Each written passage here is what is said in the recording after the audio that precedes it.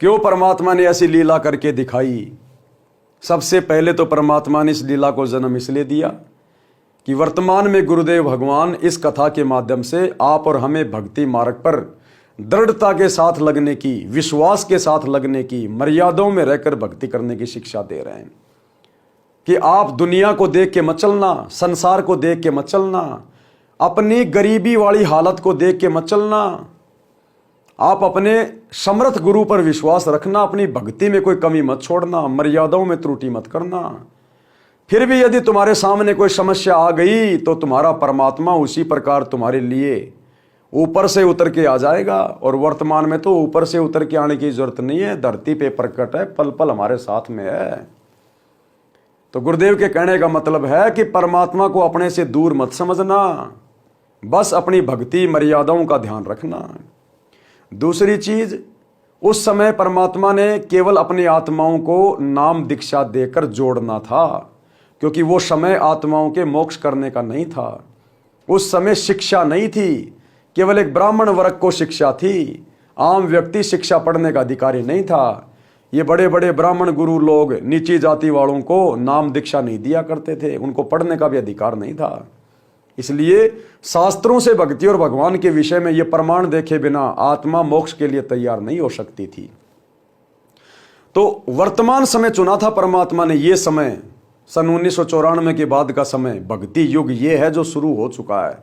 आज घर घर में शिक्षा दे दी भगवान ने। आज घर घर में परमात्मा ने वैज्ञानिक इंस्ट्रूमेंट दे दिए।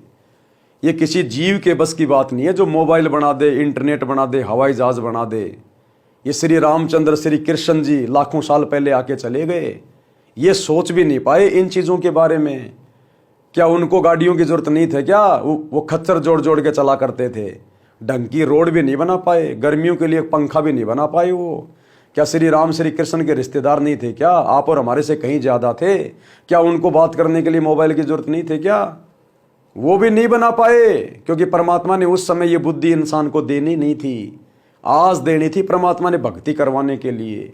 ये वैज्ञानिक उपकरण हमारी भक्ति में हमारा सहयोग करेंगे। अब ये आज घर बैठे हम मोबाइल में मेमोरी कार्ड डाल के घंटों घंटों सत्संग सुन रहे हैं।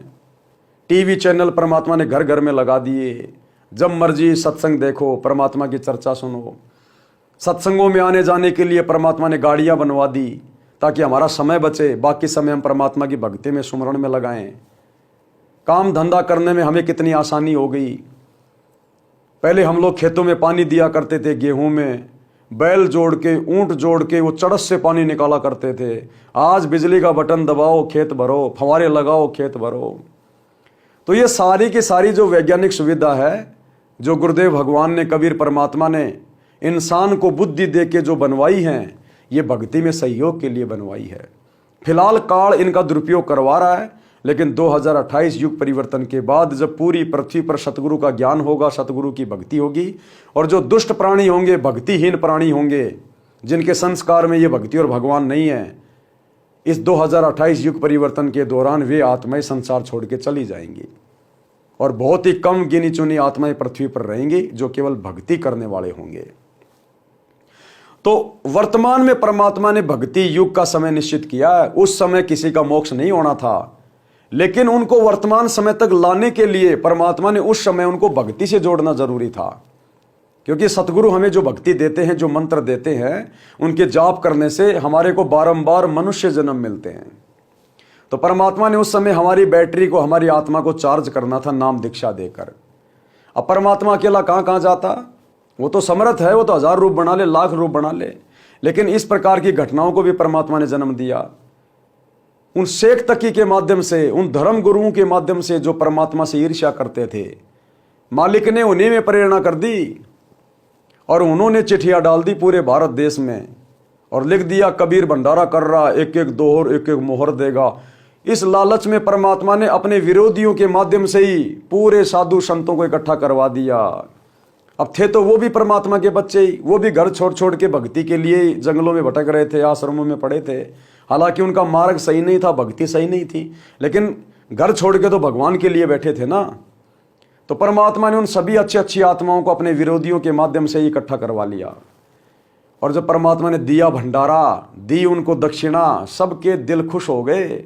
और फिर 24 घंटे तक परमात्मा ने वहां पर ज्ञान गोष्ठी करी, सबको ज्ञान समझाया, सृष्टि रचना समझाई। तो कहते हैं 18 लाख में से 10 लाख लोगों ने दीक्षा ले ली, 10 लाख लोगों ने। तो परमेश्वर ने अपनी आत्माओं को भी अपने से जोड़ना था।